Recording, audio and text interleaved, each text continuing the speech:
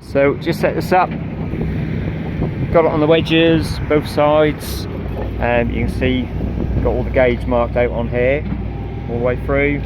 So I've got the centre one, centre brick, so it's going to be a bonded arch obviously, and it's going to be a little bit tricky because we've got to carry on what we had on the piers, which were a biggish header in there, 120 header, and then 170 3/4 all the way over.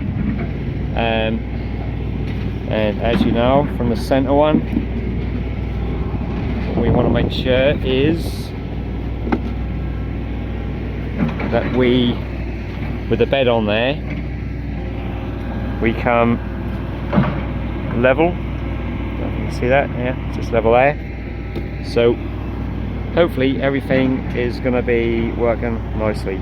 I've got to keep jumping underneath because obviously it's just wide, it's only me on it, so I've got to work back and front as I go. You can see I've got all the joints marked through here to follow to keep me going over nicely.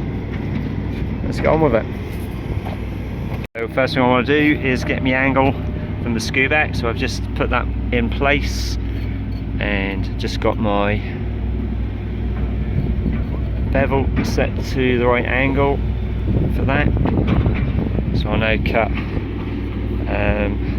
there'll be 3/4 cut all the way through on the first one, so I've got to cut 4 of those.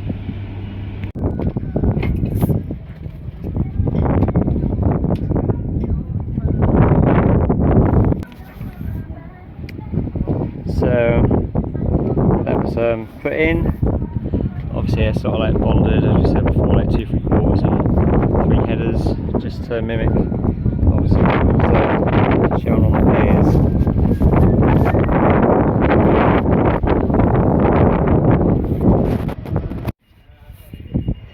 Just cutting the creepers on the back of the arch.